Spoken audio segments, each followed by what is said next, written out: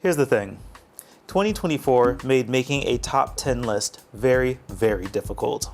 There were so many remarkable films that came out last year, from blockbusters with more consideration for great storytelling to under-the-radar gems that I could not shut up about. Seriously, y'all, this was tough. But after much deliberation, I did it.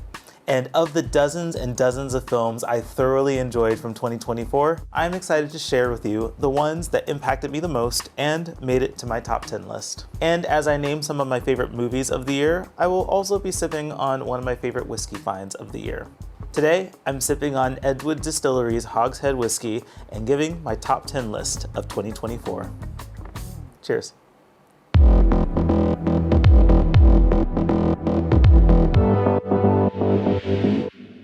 Starting off with my number 10 pick for 2024, I've got The Wild Robot.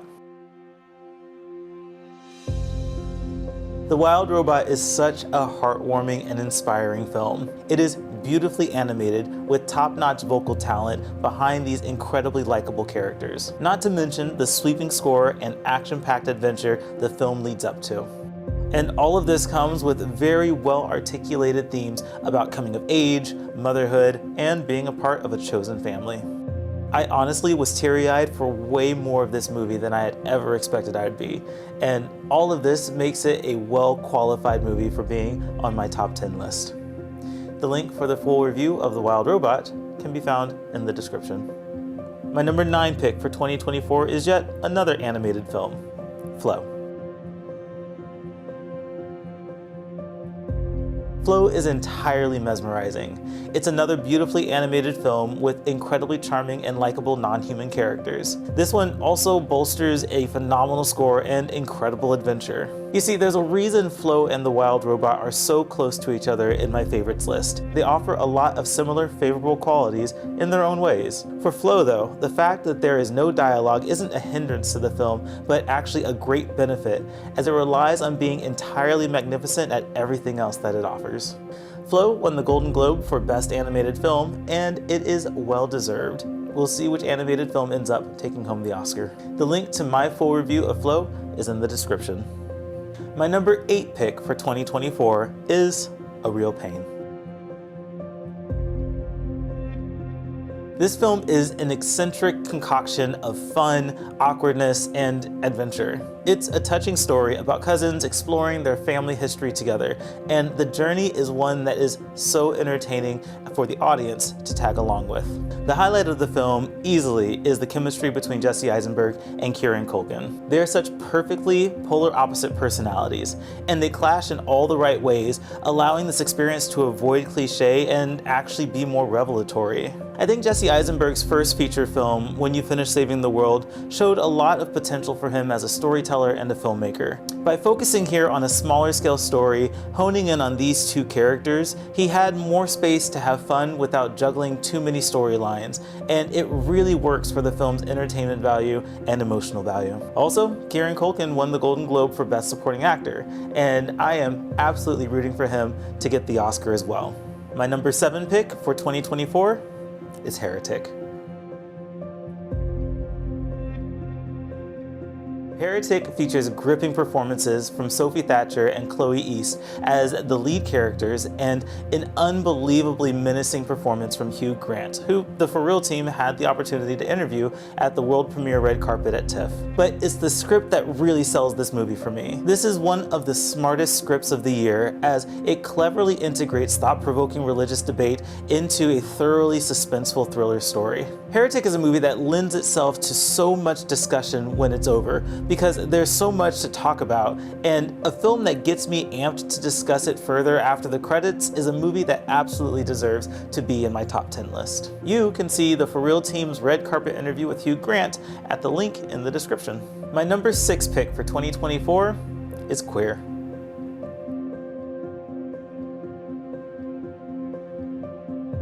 I know most people really enjoyed Luca Guadagnino's film Challengers from earlier in the year. Some even call it their favorite film of the year. I personally didn't connect with it that much, which is the exact opposite of how I responded to Queer, Luca's second film that came out in 2024. I found Queer to be absolutely mesmerizing from start to finish.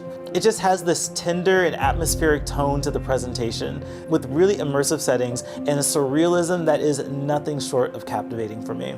I said this in my review, and I'll say it again here. Daniel Craig is good, but it's Drew Starkey and his dynamic with Daniel that truly elevates both of their time on screen. It's an incredible, like really an incredible shame that Drew was so overlooked and left out of Best Supporting Actor conversations. Upon rewatching both of Lucasfilm's, Queer easily remains my favorite of the two, and that rewatch also solidified its place here on my top 10 list. You can see my full review of Queer at the link in the description.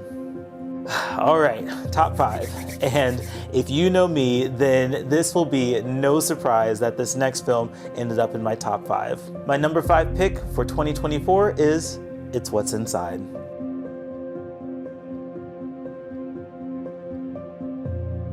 Y'all, I knew this movie was going to be a banger even before it premiered at Sundance. And it's really too bad that so few people could experience it the way that I did. Before Netflix picked it up, before there was any buzz about it, before anyone even knew that it was a body-swapping brain tease. Ensuring that I attended this world premiere was a choice that I truly will cherish for the rest of my life, because films like this are exactly why I go to film festivals. I talked about smart scripts earlier, and It's What's Inside is the smartest of them all. Brain-teasing filmmaking at its absolute finest.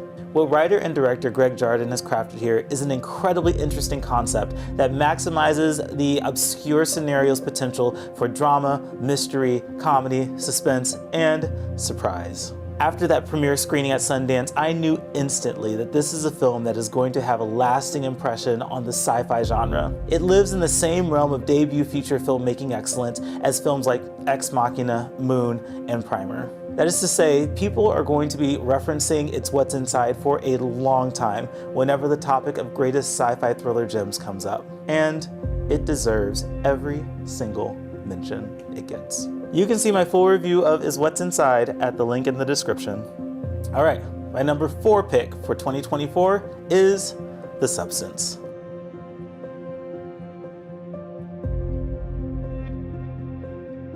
I cannot express strongly enough that there is nothing that can possibly prepare you for The Substance. Coralie Farge's scathing commentary on the entertainment industry's perspective of beauty and relevance is relentless in its objective of communicating the struggle of aging female icons. But let me be clear, the way she does this is exceptionally executed. The stars of the film, Demi Moore as the aging public figure, and Margaret Qualley as her younger, more perfect self, offer some of the best performances of the year. And the more precarious their situation becomes, dealing with and inevitably misusing the substance, the more harrowing the film becomes. This is literally edge-of-your-seat filmmaking, hands to your face, jaw to the floor, unforgettable experience. But it all serves a greater purpose that most will understand and connect with by the end, and that is what elevates this from quirky indie gem to sci-fi body horror masterpiece. Congrats to Demi Moore for her Golden Globe win on this one, and I would love to see her take home the Oscar. All right, we're within the top 3, and let me tell you, I have been championing this next one on my list for a long while now. Even at this point, I cannot stop singing its praises. So, my number 3 pick for 2024 is Hitman. This is another one where I have to grapple with the fact that not many people were able to experience this film the way that I did, hearing the hype at TIFF with almost no context, blindly going into it on a last-minute whim, and coming out more abundantly entertained than I ever imagined. But for general audiences now able to throw it up on Netflix, Hitman still remains a brisk, fun time, leveraging the rom-com space in a much more interesting way than most rom-coms do. This is a story that's backed by such a smart script and unbelievably charming performances from his lead pair, Glenn Powell and Adria Arjona. For 15 or so months now, I have not been able to shut up about this movie, and if you haven't seen it yet, I remain a strong advocate of making this a date night or just an evening night in film. You can see my review of Hitman at the link in the description. My number 2 pick for 2024 is The Brutalist.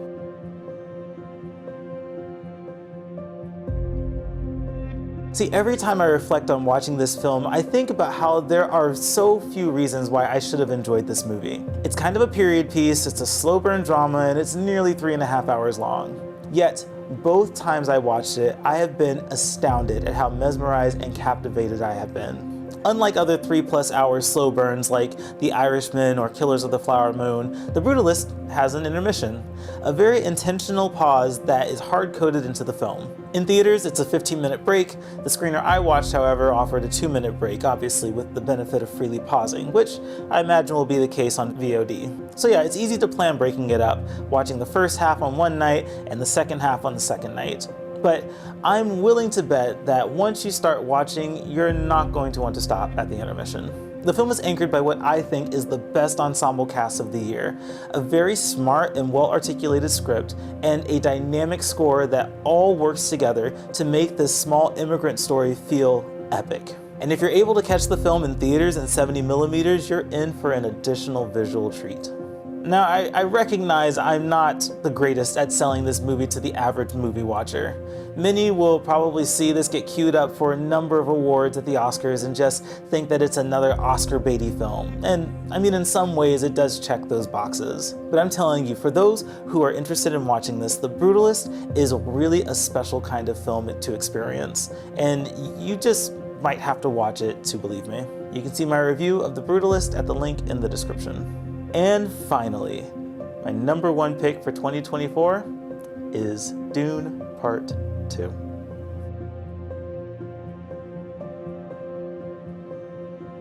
I wanted to pick something more niche for the top of my list. I would have loved to give this special spotlight to a hidden gem or a sleeper hit, but I just cannot deny the masterful, expansive, and wholly epic experience that Dune Part 2 is. What ultimately makes this movie additionally exceptional is the fact that Part 1, for me, is not exceptional at all. Hear me out. I had to scratch my head at the end of Part 1, frustrated and underwhelmed by the lack of interesting plot points. It's laying the foundation, they said. So, fine. I waited and I spent 3 years convincing myself there is no way a sequel is truly going to justify how bored I was in Dune Part 1. And then I watched Part 2. And was not only transfixed from the very start to the very end, but was entirely disavowed of my discontent of Part 1. These are truly two parts of one continuous movie. Dune Part 1 is entirely meaningless to me without Part 2.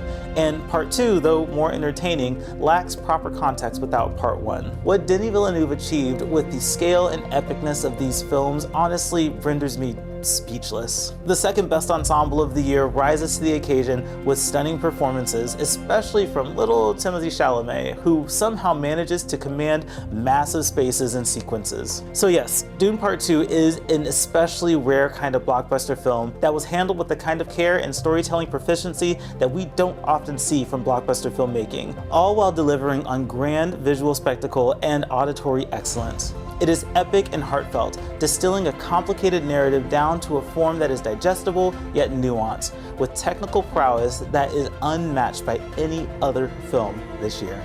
I am in awe of Dune Part 2, and that, my friends, earns this film the top spot on my best of 2024 list.